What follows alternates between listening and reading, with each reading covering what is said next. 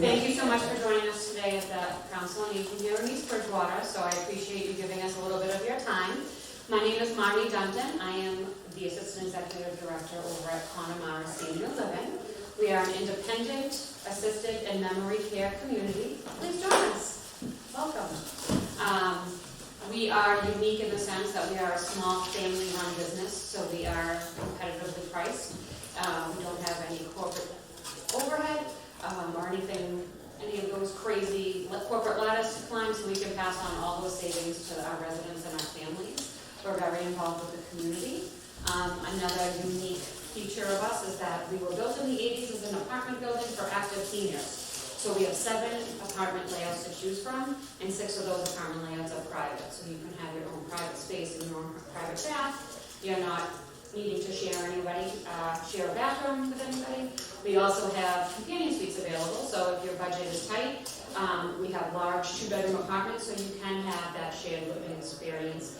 Sometimes people like to do it for social reasons. They like to have a roommate, and sometimes it is for budgetary purposes. Can I ask a question? Do you Sure. have open house? We do have open houses. We do a lot. We're going to be doing that. It's getting nicer out. Finally, we're seeing some sun. This winter has been great this spring. So we do have some open houses. We invite anyone to come and tour at any time. You can come and have a complimentary lunch on us. So I say the worst thing you get out of it is a really good lunch. So we welcome anyone to come at any time. Yes, sir. Apartments for sale or for rent? We're an assisted living, but it's a monthly rental fee. There's no, $300,000 or $400,000 buy-in or anything like that. It's, you come in, you sign up for 60 days, and then it's month to month after that. No buying whatsoever? No buy-in whatsoever. Nope. Thank you. Yep. Oh, you're very welcome. Another unique feature about us is in August we partnered with Health Pro Heritage. My coffee hasn't fully made its way through my system yet. We partnered with Health Pro Heritage, and we were lucky enough to have Robin Thomas, who will be hearing speak in a moment, come on staff with us as our program director. So I work with Robin for almost a year now, and I have to say, you see her over here smiling. This is her face every day, every moment. She has the most infectious laugh. She has the biggest heart, very compassionate. But she's also just a great person to have and a wonderful person to listen to speak. You guys are in for a real treat this morning. Even on my worst day, when I don't want to smile, this one always brings it out of me, and then I get mad at her for it. Sometimes you just want those moments, but she doesn't let anyone live in those moments, so she's really great. So without further ado, I'm going to pass the baton over to Robin Thomas, and I hope you enjoy her presentation. So thank you so much again for coming. Thank you. Thanks. That's a pretty awesome introduction for a pretty awesome person. So I'm Robin. I am an occupational therapist, and I have been for 20 years, which never really begs the question. No, I didn't start in kindergarten. But we partnered. I'm a program manager for an outpatient clinic in the assisted living. So what's awesome about this is the residents get to come to therapy without actually having to go outside to get the therapy. So it's a really neat partnership that we have with Connemara. And I just love getting to interact with all of my residents all the time. We are open to, and we've had on occasion, outside people, also, the community can come in for therapy as well. But it's a neat way to be sort of another set of eyes and ears for residents and for the building staff, so we can sort of help work together to make sure people get to stay as independent as they can for as long as we can get them to be there. So it's myself and my partner, Justine, is a physical therapist, and we are at the point now where we're expanding, so we actually get to have more staff. So it's a pretty neat arrangement that we have with Connemara. So that's sort of like my day job, right? And then this I get to do just because it's so much fun, to talk about the science of happiness. And so this is where my sort of passion is. I have been studying energy medicine and personal development work for pretty close to 15 years. And I incorporate a lot of what I've learned into when I see patients. So I see my patients for the gamut of things, but when I'm adding the sort of holistic aspects of things I've learned, I see some pretty awesome results, which is really exciting. Like I said, I've been an occupational therapist for 20 years, and for 15 of that, I worked in home care or senior living. So I've been sort of speaking fluently for like about, I don't know, at least 12 years. And I'm really, really, really excited to get to be here today to talk to you about the science of happiness. We're going to have a pretty, what I hope is a discussion. I'm not necessarily going to just stand here and talk at you, because I can talk at you and your brain might go for a few minutes, but as soon as you walk out the door, you're not going to remember it. But if we engage in conversation, that's when the learning deepens. So what I hope is I will throw questions out at you when you answer me, and we'll have a discussion, talk back. If you have questions or comments, feel free to ask or shout out or whatever. And I hope that we have a really fun hour. Nothing else. We get to know each other, right? And to start with, each of you has on your seat a quote. There's no accidents in life. Nothing ever happens by accident. So I put these out randomly, and you all sat in a seat that got the quote exactly that you needed to hear. I pulled my own quotes. I always do. It's sort of like, what's the intention for the group, right? Because again, there's a group that happens together. It happens. Now we're all sort of a little family for the next 45 minutes. But I got this quote, which it says, "Don't cry because it's over, smile because it happened." Which was the quote I read when I gave the eulogy at my grandmother's funeral a few years ago. And so it was just this little reminder that she's with me, still as my safety net, even if she's not present on the earth anymore. So that just sort of, it made me smile, because it was such a touching reminder that she's still here. And then the second one I got, which is so perfect: "We cannot selectively numb emotions. When we numb the painful emotions, we also numb the positive emotions." And that's beautiful, because there's only one feeling style, right? And so I'm going to talk to you about the science of happiness, because happiness is something that we choose. It's not necessarily, a lot of us have it inherent. I sort of have an inherent happiness, right? But there's also happiness that we choose, and there's no difference. Science actually says there's no difference between the happiness that we choose and the happiness that's intrinsic. So if you shut out the negative emotions, then you don't get to actually get the high emotions of happiness and joy and passion. And that's what fuels life. So I hope in the next hour or so, 45 minutes, to help your brains wrinkle just a little bit, that you get to choose happiness and why you would want to choose happiness. Because nothing in your life has ever happened to you. It's always happened for you, to move you forward, right? And so we'll do a little bit of reframing on that as well. Questions so far? Anybody have any burning them? Does anybody want to share what they got as their quote and maybe talk about how it speaks to you? I can start. We cannot selectively numb emotions. When we numb the painful emotions, we numb the positive emotions. And this was by Brene Brown, who I actually was just referred to start watching and reading, and I just started following her and reading things by her and watching her Netflix video. So, this is kind of creepy in a good way.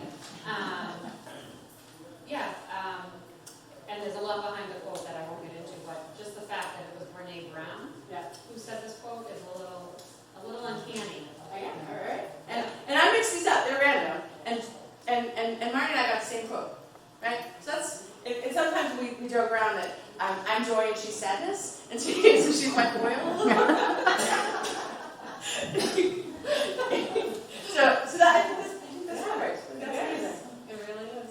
Does anybody else want to share their quote? Well, I don't have a quote since I'm the camera person, but Okay, wait, I got a quote for you. okay. But I wanted to say that every day I wear this bracelet that says "Choose Happiness." Nice. Every day, so it's really funny that you just said that. That's I amazing. think. Thank you. I think the Yeah, absolutely. Something very beautiful happens to people when their world is falling apart. A humility, a nobility, a higher intelligence emerges at just the point when our knees hit the floor, said by Mary Ann Williamson. I can agree with this. Probably I can agree with everyone's quotes. I lost my husband 10 months ago, and I went into a very dark place for a few months, and then I snapped out of it a little bit. Well, because I did the grieving thing that they had here, and so now I have a better outlook on things. So I really was so happy to see this happiness session here today. Yeah, thank you. Well, good for you for Yeah, working thank through you. that. Thanks. I'm sorry for your loss, but I think it's really powerful that you're working through that, right? Life is gonna happen, life is gonna throw you lemons, Yeah. right? That's a huge loss, and you're still here, and you're still working, so that's amazing. Really, it's powerful. Don't need to be a downer. No, but you pull something positive from it, and that's the point of presentation, so thank you for doing that. Get this one here. It says, all the water in the world cannot drown you unless it gets inside of you. Okay? Now, a few years back, I started going to the Y. I can swim, but I have a tough time treading water and staying up. So I went there to learn how to tread water and float without going down and have the water get inside and drown me, I guess. Exactly. Okay? So that was a few years ago. Because I really what happened. That's amazing. Isn't that amazing? That's like, again, there are no accidents that happen, right? But you're right. If you won't drown unless you let the water inside of you, right? It won't, unless you let it inundate you and be flooded with emotion or water or whatever, you're gonna stay afloat. No matter what life happens, again, life's gonna throw lemons. Your job is just to decide what kind of lemonade you're gonna make. But excuse me, what I gotta do, let's see, when I get back, I'm gonna tell the people about this place that we went to today. Fantastic. Thank you. I like this one. Worrying does not take away tomorrow's problems. It robs today of peace.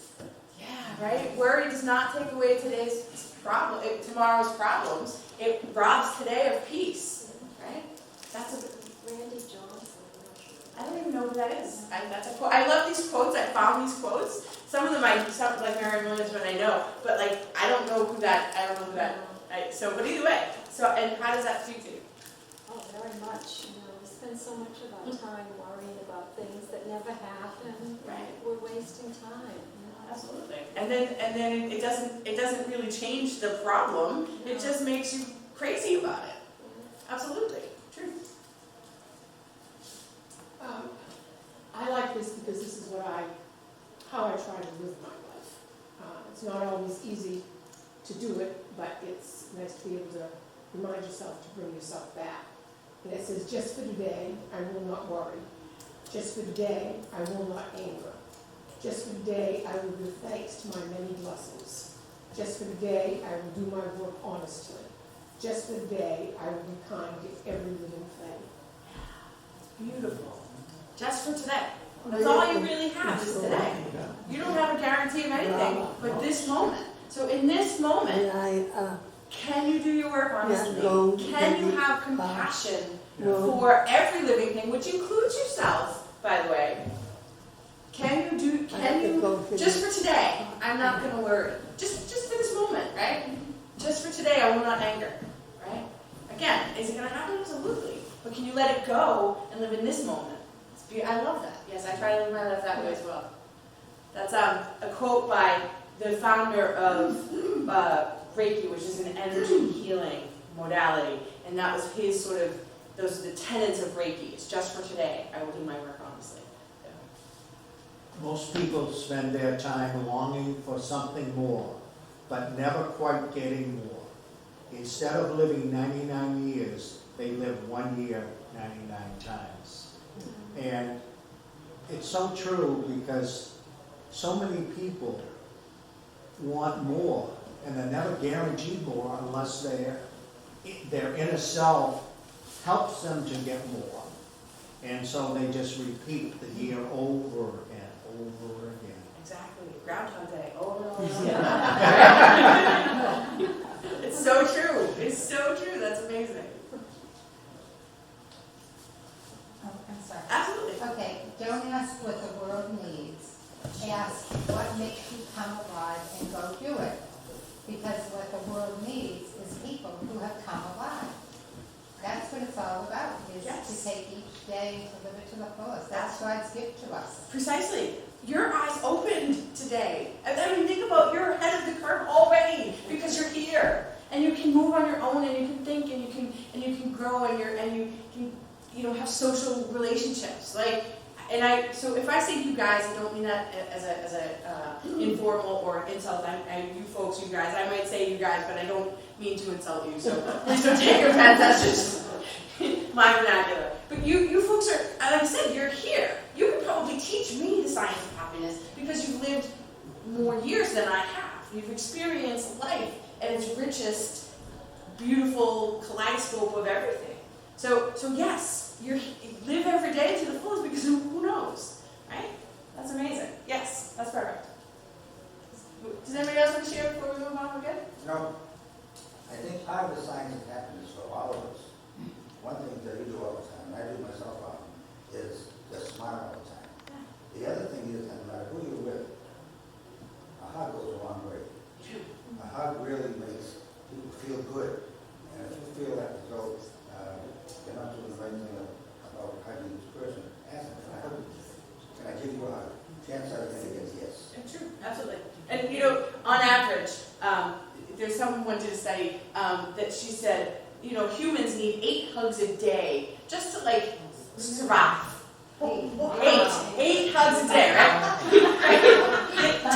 12 hugs to really thrive and grow. So when was the last time you got 12 hugs in a day? I fully intend to be a professional hugger. There's a certificate It's of not late, I've heard 9 to 10. 12 went up, exactly. Hey, you have to be busy. What happens if you're not naturally a hugger? Oh yeah, okay. So if you're not naturally a hugger and you have this no touchy thing, obviously you don't want to change your makeup. But really it's about that touch, that sort of that connection with people. We were just talking about it this morning at breakfast. Isn't that funny? She's a hugger. I spent the weekend teaching. I teach in an energy medicine, healer training school. So I spent the weekend doing our open house this weekend, and I hugged people and then introduced myself to them. There's I said, in no world is that acceptable, except here in this energy medicine school. You can hug with words. Yes. And not just your physical body. So Absolutely. if somebody is not a hugger, which I am, I'm a big hugger, ask her. It makes me feel warm, fuzzy, but if someone's not that way, you can hug with You words. can hug with words, absolutely. You can say it with a look or a word or body language, absolutely. Just Yes. a smile. I do that with my grandkids that are far away. I mean, maybe it's a text, maybe it's just a cartoon thing, but it's at least saying I care. And I'm thinking of you. Yes. Absolutely. Yes. Right. When I was in college, I took this course. It's called Human Relations and Business. And when we walked into the room, each person walked into the room looked like a little hand. I've never in my life have I had to have it. We all kind of went, "What's this?" But it immediately puts you in a peaceful, happy mood. Absolutely. Because we long for it. We're humans. And we're spiritual beings have a human experience, right? So there's a part of us, there's a part of our soul that longs for that connection because there's a part of us that's never been separate from God or the universe or each other. So to have this human body where we're not really allowed to touch each other, it's like, I'm not what? Right? So yes, you're right. It does, it puts everybody at ease. I sort of energetically hugged you all when I walked in, so now we're okay. So let's talk about what is happiness.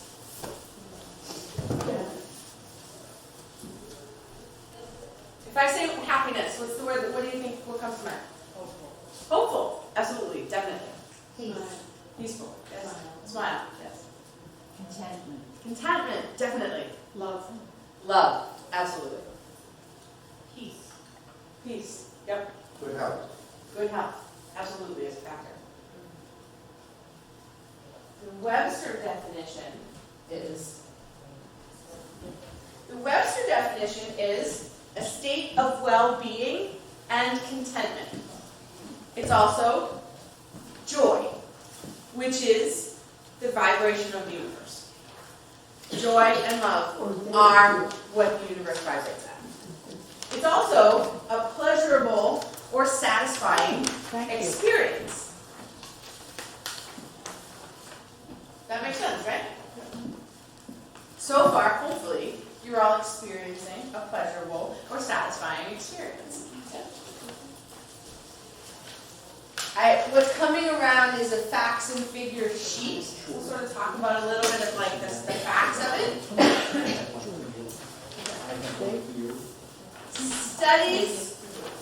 Studies have shown that 54% of adults are moderately happy. 54%. So if I say that to you, what do you think? If I say 54% of adults are moderately happy, what do you think about that number? Is it a high number? Is it a low number? Does it make sense? Right? Sounds pretty kind of low to me. No. No? It's just a little bit over half, right? So if you're a glass half full kind of person. But yeah, I would think, especially, well, you know, we sort of live in a weird time, right? Nowadays, happiness is fleeting, right? Here's another one. 25% of married adults are very happy.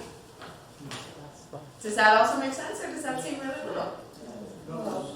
Ish, yeah, right? Well, it depends on it depends on where you are in your life, I suppose. But then the other side is 21% of single adults are very happy. So I guess there really is something to be said for it. If you Google the science of happiness, like if you went to the computer and you did an internet search, you would get something like 8.2 million hits in a couple of seconds. Which means this is a topic that's pretty relevant right now. Yes? Yeah.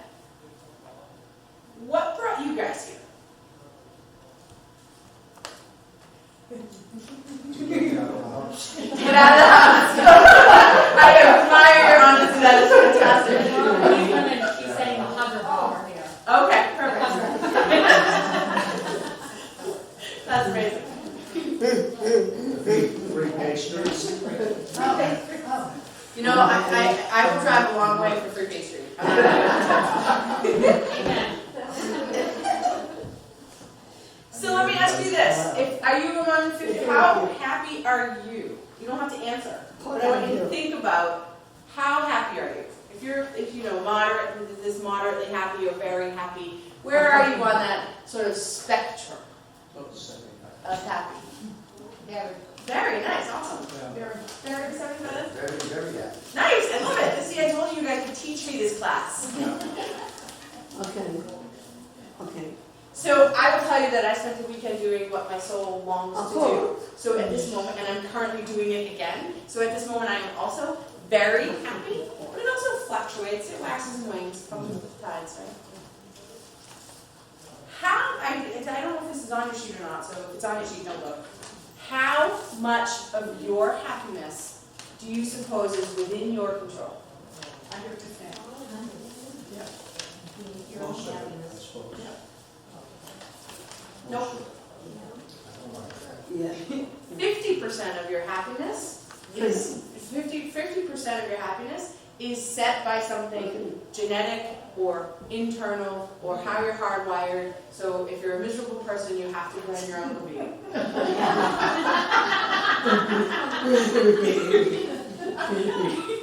So 50% has nothing to do with you whatsoever. How much do you suppose is the external, what's going on in your world, life? I will. I think It might vary with age, that's absolutely true. it'll come on. It can vary with your days. It can vary with your days, absolutely. It varies with your health. Absolutely. But health is something that is either an external factor or something that's out of your control. So that sort of falls in that 50% You range. feel as if your health is out of your control? Well, some of your health, I'm a therapist, so of course your health is in your control. But some of it, again, you have to blame your Uncle Vito for the cholesterol, you know. I had an Uncle Rick, Vito, so I use him as he's my sort of scapegoat. 10% of your happiness factor is factors like what's going on in your world. Like, unfortunately, the death of a spouse, or where you live, or who you're with. 10% is sort of an external factor that you may or may not have much control over, really.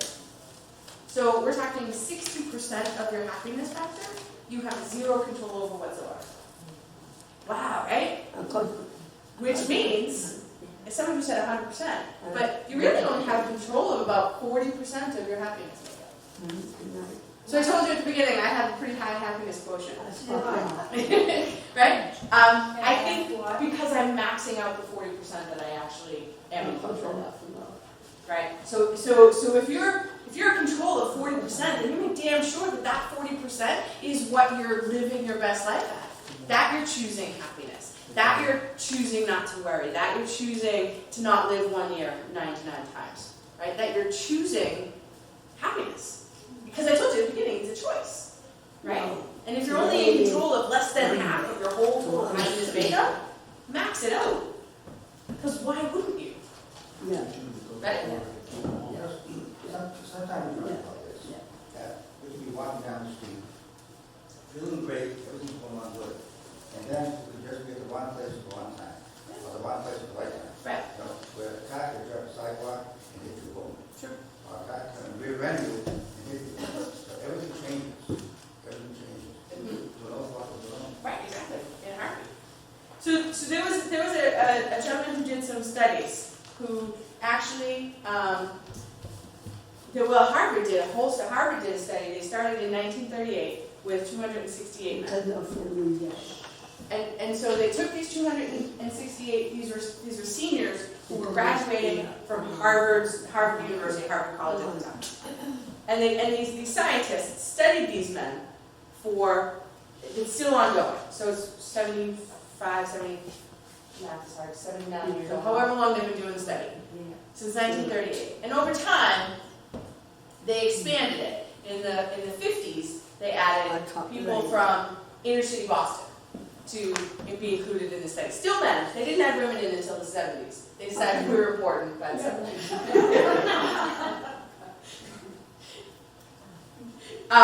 But so what they've been doing is every couple of years they send out a survey of, they ask them all these different factors. If you get a chance, look up the Harvard study of adult development because it is fascinating. It's fascinating because it's the longest study they've ever had on human behavior and development. And what they have found is it didn't matter what background you came from. It didn't matter what you did in life. It didn't actually even matter so much what your degree is. Because what they found is some of the people who had everything ended up with nothing, and some of the people who came from nothing had everything. And there's still, it's ongoing, so there's still a handful of the original 268 left, but they've expanded it to include wives and children and grandchildren and things like that.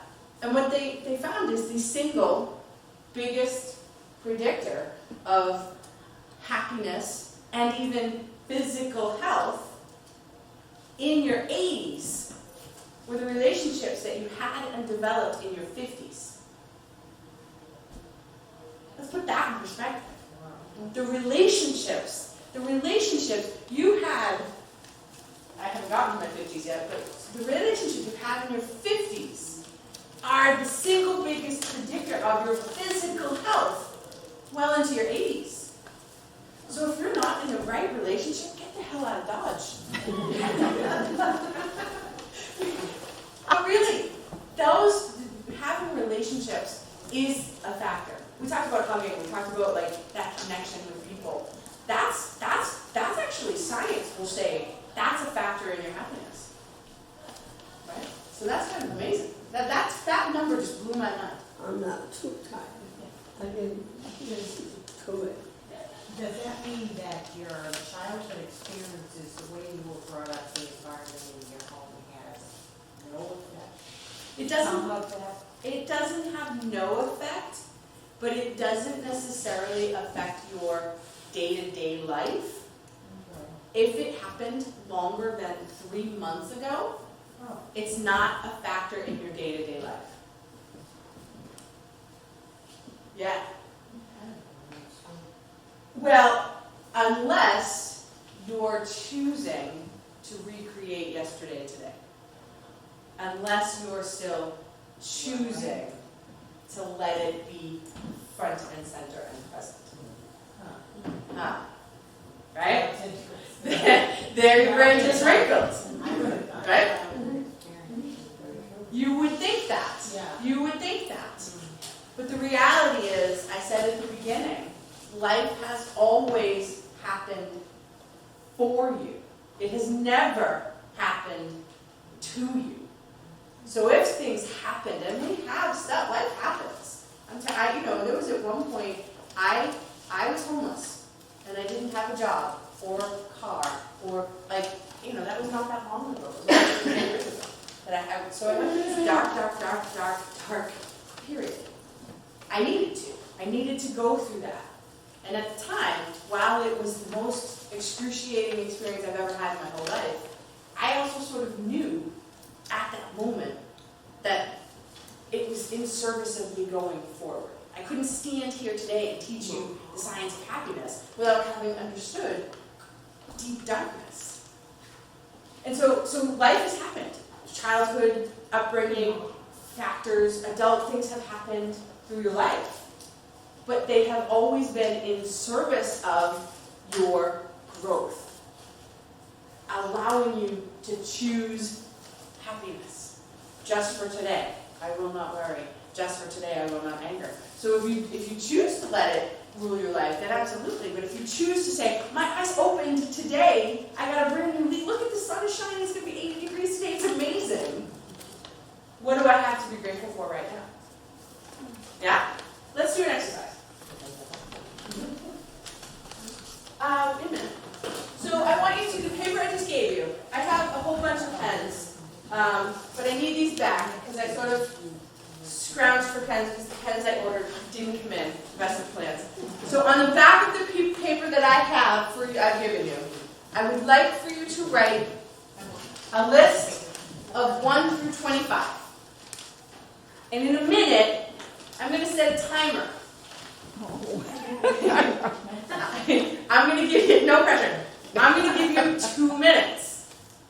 And you're going to have 2 minutes to write down as fast as you can 25 things to be grateful for right now in this moment. All right, are you ready? Hang on. On your mark. Get set. Go. All right, heads down.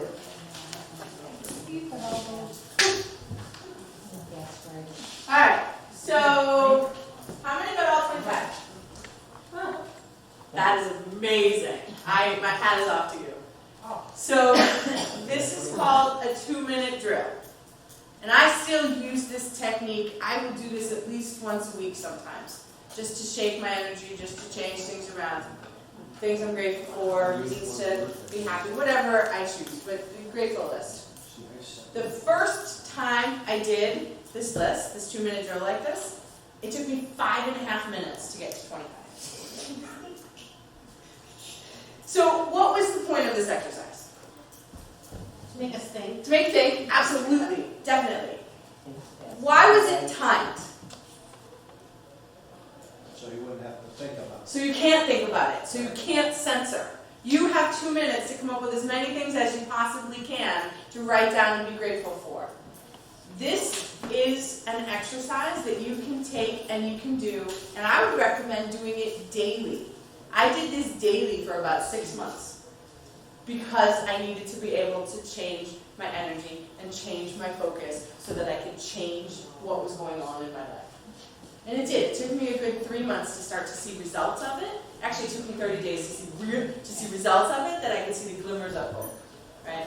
By the end of 30 days, I could do a 2-minute drill in about 4 minutes. Right? The other point of this is that it has on paper now a list of things to be grateful for. Every day, every moment, every hour of every second, that was whatever, you can be choosing happiness. I talked about that. Happiness is within your control. The best way to change your energy is to be grateful for the things that you have right now.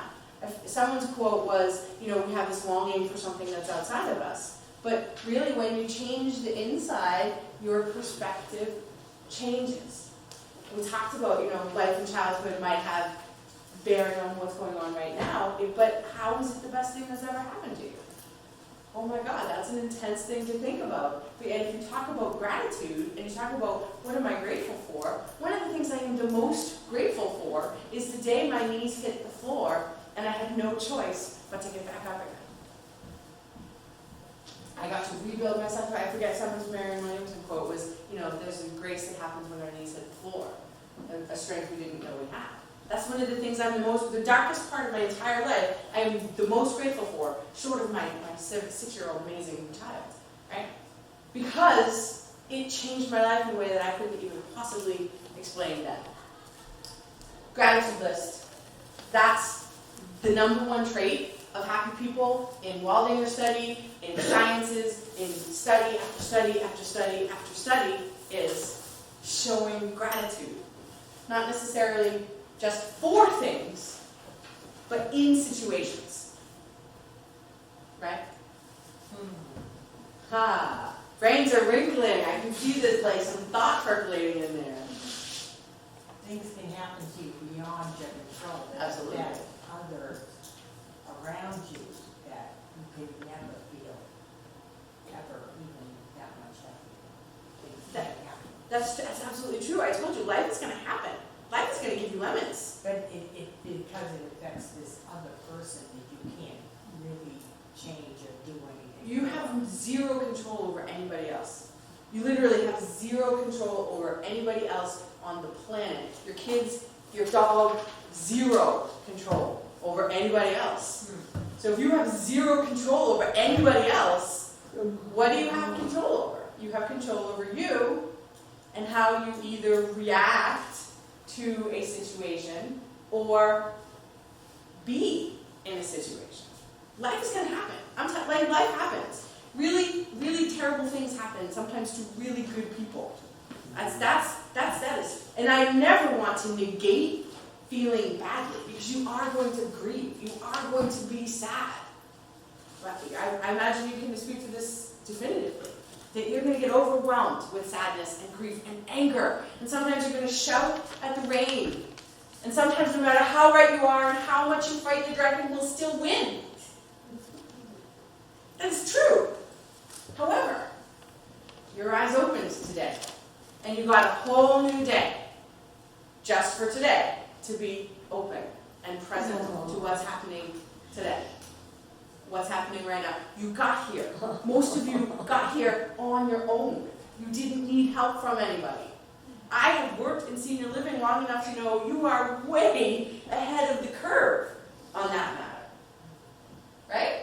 So you're already great. You've got something to be grateful for because you're already ahead of where your peers are. And I know you know that probably better than I do. Right? So what can you be grateful for even in a situation that's terrible? Allow yourself to feel your feelings. Please allow yourself to feel your feelings. Because if you don't feel the negative feelings, I think it was your quote that said, if you don't have the negative feelings, you can't get to the positive feelings either. Right? But when you're in that moment, you don't want to live there. You don't want to wallow in it. Marnie introduced me by saying, sometimes she feels her bad days, and we once had a conversation. I said, what's going right, Marnie? And she was like, well, it's not raining today. I said, fantastic. And she was like, but I like when it rains. I like rainy days.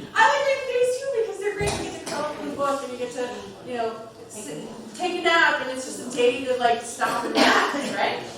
But you know what? We had 42 rainy days in a row, right? After a point, you're like, I had enough with the rain. I can't even be grateful for the rain today, right? So you're gonna have rainy days, but it makes you appreciate the sun so much more. Does that make sense? Everybody with me? That's the science of happiness. That's it right there. When you can say, yes, I've had a rainy day, but yet I woke up today and the sun is shining, now you've increased your happiness quotient. I'll say, it didn't snow, I wanted to show the snow. Exactly. It was raining, not snow. That's amazing. And you know, there were days in my darkest of times, I would get out of bed and be like, I would make my gratitude list in the morning before I got out of bed every single day, or got out of where I had slept the night before, maybe the couch or something. And I would make my list. And I'd be like, oh God, I'm so glad that the dog didn't bite me today. I don't even have a dog. I don't like dogs. But that was the level where I was at. So I met myself where I was at. If I could make a list of 5 things to be grateful for, some days it was, oh God, I'm so glad I have a bed to come back to tonight, 15 hours from now. Whatever it is. You have rainy days, but it's about being grateful for the sunny days when you have them.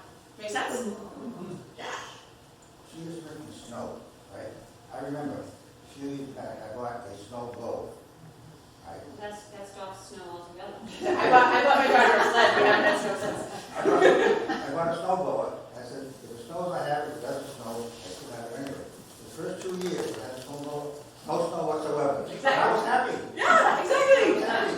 That's the thing. I bought Lily a sled. Well, Santa brought Lily a sled a few years ago, and we didn't get enough snow for like I don't think she's ever used it. And I'm okay with that. It's totally fine. Exactly. So I would suggest, or gently encourage, or maybe hopefully be optimistic that you will, do this gratitude list every single day. Do it every day. Set yourself a little timer, 2 minutes, 3, whatever. See if you can get one more than the day before. Because really, I'm not talking about changing where you are to be this like, are you ever going to be as effusive as me? Maybe not, right? But what I'm talking about is changing, it's 1 degree, right? We'll go from here on the steady 1 foot in front of the other to 1 degree, right? But 1 degree, over time, has you into healing. Who doesn't want to be into healing, okay? But it really is about 1 degree. So if you get 15 today, maybe you get 16 tomorrow. If you got 25 today, maybe you get 30 tomorrow. But it really is about 1 degree shift to change. That's what my goal was for today. Even a 1 degree shift, and I'm thinking can cause a massive shift over time. Right? That is true. That is absolutely true. A 1 degree shift over time is going to make a huge, huge difference. 360 days, you're all set. That's what I'm saying. You'll come back to the same place and be like, oh my God, this is where I was a year ago. I got a question for you. Yeah. Now you talked about us putting on a list of things that we're grateful for.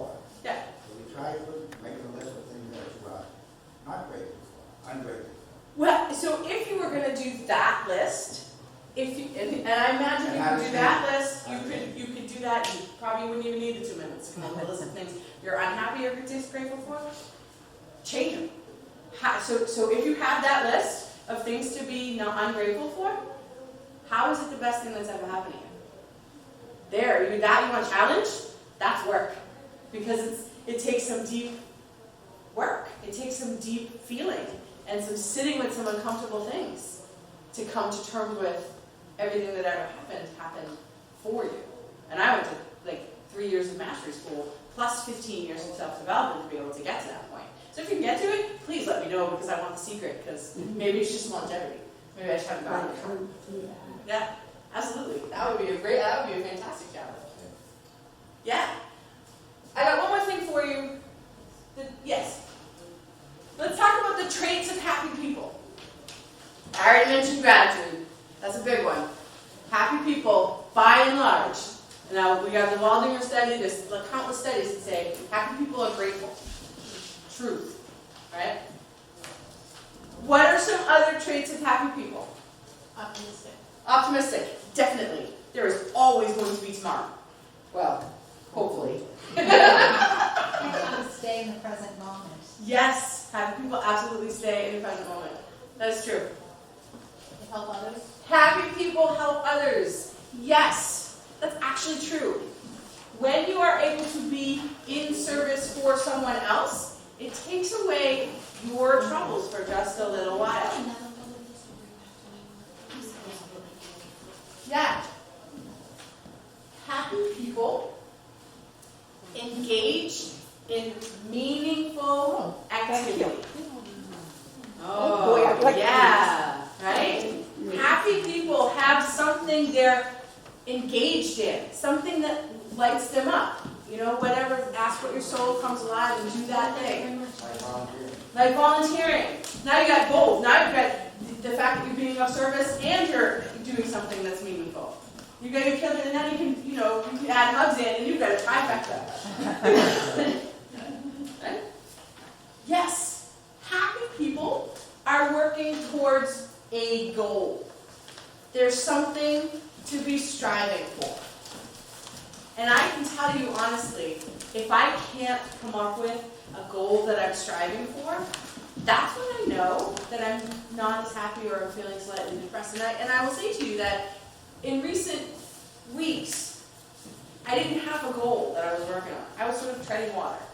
And I was like, and I wasn't as happy as I had been. I mean, my happiness quotient is, even me not really happy is still pretty happy. But still, I didn't have a goal that I was working for. Now I have a goal, and all of a sudden I'm like, oh, the sun is shining, and the birds are singing, and let's teach the science of happiness again. If you don't have, and by work, I don't necessarily mean a job. I mean something that you do. If you don't have something that's meaningful or relevant or fun or something that engages you, come see me. This is something I actually work on with people. In my clinic, with my patients, with my residents, with private clients. Because that's what's going to, gratitude, yes, and also having work to do that makes you happy. Crocheting, knitting, reading, I don't know what it is, something that engages you. Yeah? Questions? Comments? Rebuttals? Is there anything I didn't cover that you're like have a burning desire to hear? I noticed on the list too, you listed relationships, and that is really frightening. It so is. Find someone who honks your honk. Right? Like, so geese, right? I use it, so geese fly in formation. They fly in formation because they're actually more efficient when they fly together than when they fly by themselves. So if one of the goose falls out of formation, it actually feels the drag, it feels the resistance of not being part of the formation. So they have a flock. And when one goose gets tired or ill or falls, 2 geese actually will sit with it. So now it still has its own flock. There's still 3. But they honk. And they honk encouragement to each other. That's what they're doing. You got this. You're awesome. Yes. And they change the leader all the time. So they're always finding information and honking. So if you don't actually have people in your life who honk for you, again I say, I joked about getting the hell out of job, but create relationships. Because your life really actually does depend on it. That's actually true. Yeah? You guys have been awesome. This has been so fun today. Thank you. Thank you for coming. Thank you for being here. Thank you for engaging in this kind of discussion. This is my very favorite topic on the planet, and I will talk